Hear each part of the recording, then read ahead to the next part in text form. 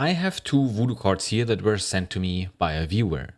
Of course, both of them don't work, but as we will learn today, it's not just simply reflowing pins around the 3DFX chips. I recorded about 4 hours of footage and tried to make a story out of it, and I always stumbled into a dead end. So now I'll just try to tell you what I discovered and how we may be able to fix one or two of those 3DFX Voodoo 2 cards.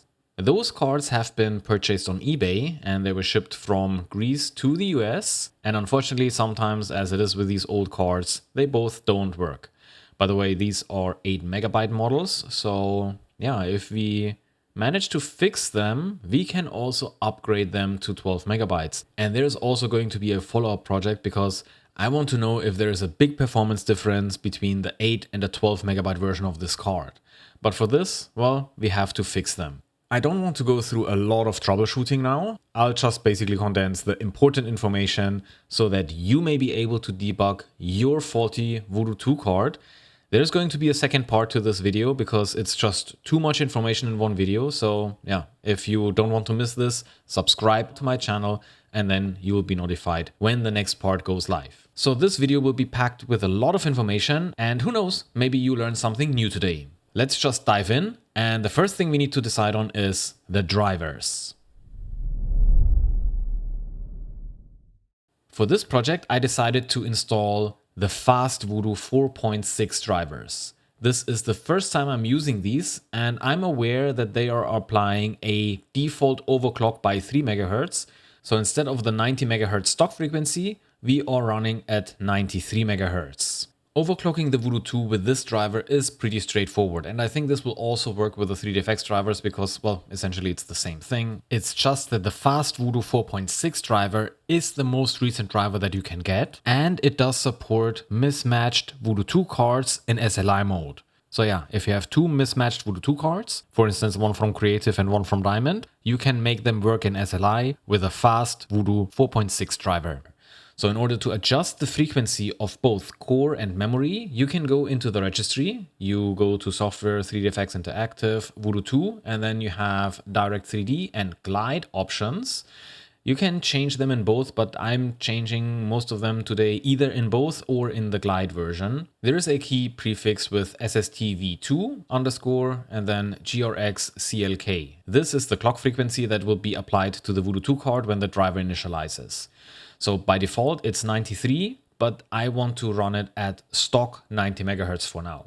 The second option how you can change the frequency is by using a small tool. It adds a new tab in the screen properties and it is part of the Fast Voodoo drivers. You just have to navigate to this folder, double click this application, and then it tells you that it installed the overclocking tab.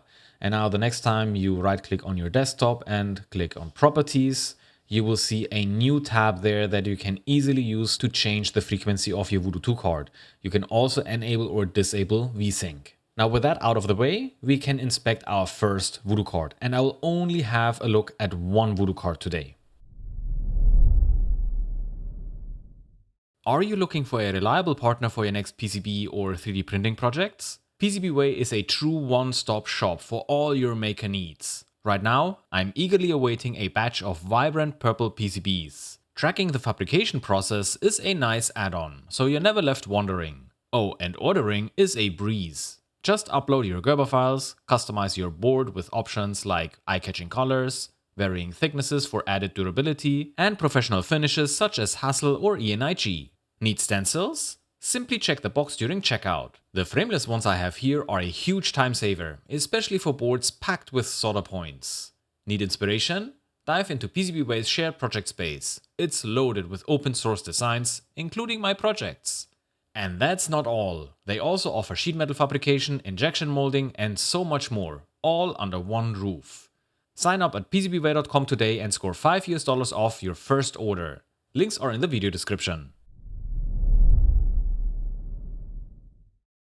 Before you try to fix your Voodoo 2, or in essence anything, you first need to figure out what's wrong. The best scenario is if you have a test that fails consistently. So you need to be able to reproduce it and it should be consistent.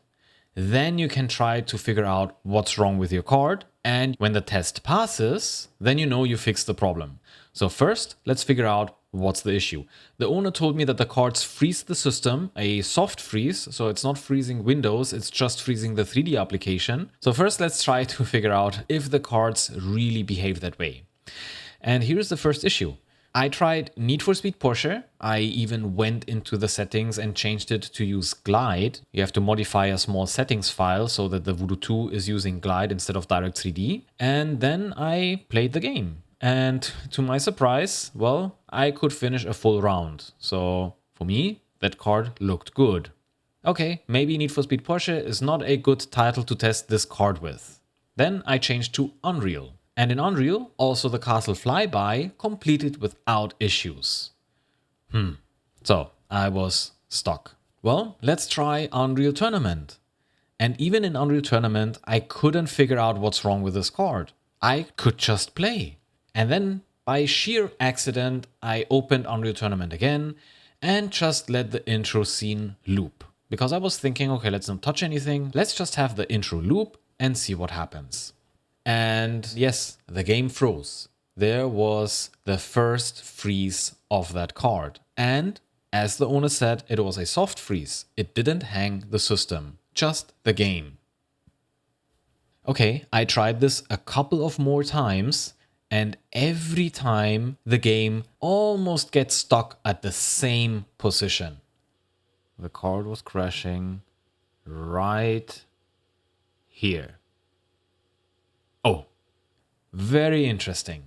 You have no idea how many times I was anticipating the flyby on that blue neon sign. It was a guarantee that the game crashed exactly at the same location. The longer I tried, the more obvious it got that something is wrong with this card. As you can see here, there are tiny artifacts flickering, and over time they got more, to a point that I even got image corruption on the main screen of Unreal Tournament. So Unreal Tournament is our perfect candidate to test these cards. By the way, I tested my entire setup with a known working Voodoo 2 and it had absolutely no issues. So that confirms that the Voodoo 2 that was sent to me is definitely faulty. Now the first thing I tried is Mojo, and Mojo didn't tell me anything. Everything seemed to be fine. We get 4 megabytes on the FBI chip and we have 2 TMUs, each with 2 megabytes of video memory. Perfect. Okay, I have another ace up my sleeves. It's Witchery. And I know many of you are asking me, where is Witchery? Where can I download it? Unfortunately, the author asked me not to share it and I will honor this. However, even though development is still ongoing, I somehow have a feeling that the tool will be available very, very soon. So just be a little bit more patient and hopefully this tool is going to help many of you fixing your Voodoo 2 cards. But in my case, all tests have passed and Witchery did not find any issues. So what was the next logical explanation for me? Let's just reflow all pins around the 3DFX chips and hope for the best. And yes, I did this and I'll spare you the details, but after reflowing 12 sides of 3DFX chips and countless pins, there was absolutely no difference. Oh, no. I got the same artifacts, Unreal Tournament still crashed at the exact same blue neon sign, and that's the end of the story. Okay, what else can we do? Well, I already mentioned in the beginning that you can overclock your Voodoo 2 if you wanted to, but you can also downclock your Voodoo 2 to 85 MHz if you're using the tab in the screen settings. If you want to go lower, you have to do it through the registry, but don't go too low because at some point, problems start to appear. I guess then something is out of sync and you get artifacts from running your Voodoo 2 with a frequency that is too low. So in my case, I changed the frequency from 90 to 85 MHz. And when we run Unreal Tournament, all of a sudden, we're passing the blue neon sign. No artifacts, no crashes. Do we have a degraded TMU chip? More and more questions started to appear. The driver can not only be used to change the frequency, it can also disable one of the TMU chips. If you look at the Voodoo 2, it has 3 main chips. The center one on the bottom, this is the FBI or the frame buffer chip. And then you have 2 more chips on the top left and on the top right. these are TMU chips or texture mapping units. These ones are responsible to put textures over your 3D objects. Now, if you can disable one of them, it turns it basically into a Voodoo 1 just with higher frequencies, you could maybe identify a faulty texture mapping unit. All you have to do is to add another key in the registry. Unfortunately, this cannot be done on the overclocking tab in the screen properties. So you have to go to the registry and you add the SSTV2 underscore NUM for number underscore TMUs. And then you just add the number 1. And from now on, your Voodoo 2 should act like a Voodoo 1, just with higher frequencies. You won't see much of a feedback with this change, but if you look at the frame rate, you will see that it tanks quite a bit. So I think it's like a 30% decrease of frame rates, around that ballpark. So instead of reaching up to 75 frames per second, we only get around 40 to 45 frames per second. So, but which chip is going to be disabled? Well, luckily this has already been figured out by the community as well. So if you have two TMU chips, the right one is TMU0, the one that is the furthest away from the VGA connectors, and the one to the left is TMU number 1. When you disable the TMU in the registry, TMU number 1 is going to be disabled. So now the question is, what did I get when TMU number 1 is disabled? And we get exactly the same issue. So that means our TMU0 is faulty, right? Well, this is what I thought, and I started to remove TMU0. Now here's one thing to note. TMU0 is absolutely necessary for Voodoo 2 to work, so you cannot run the Voodoo 2 and just expect TMU number 1 to jump in and do the heavy lifting. No, if TMU0 is damaged or not working, your entire Voodoo card will not work. And I did run the card with TMU0 removed, but it's not being detected. It cannot be used by any 3D application. And Mojo confirms this. We get the output that we have seen so many times when there are loose pins around the FBI and the TMU chip. So yeah, 0x dead. That means this card is unusable. Okay, then I only have one other choice. I have to move TMU number 1 to the spot where TMU0 was located. And this is exactly what I did. I removed TMU1 and soldered it in place of TMU0. Now the card should work again. We have one TMU, but it is on the right spot. With this configuration, your Voodoo 2 should still be functioning, but it cannot do multi-texturing. It's basically a souped up Voodoo 1 at higher frequencies. So and now the question is, did it improve Unreal Tournament? And the answer is no. There is no change. We get exactly the same issue that we have seen before. The blue neon sign is crashing our Voodoo 2 card. So then there is not much left. We still have some memory for the TMU, we have the FBI chip, and then there are a few other components around the card. But it looks like our TMUs may not be the issue for our crashes. TMU0 has access to 2 megabytes. And these are distributed among 4 memory chips. So let's just get the 4 memory chips off and replace them with new ones and see if that makes a difference. And no, still the same exact issue. So now we swapped the TMUs, we replaced the memory chips, we know that it's still not working. If we downclock the card by 5 MHz, it looks like it's working, but we still don't know exactly what's at fault.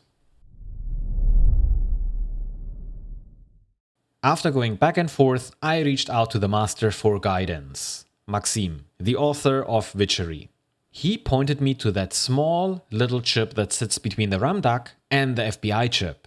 This chip is an octal buffer and line driver for important signals, and it is connecting between our RAM DAC and the FBI chip and somehow affects our TMU chips as well. Maybe Maxime is right and this could be the culprit.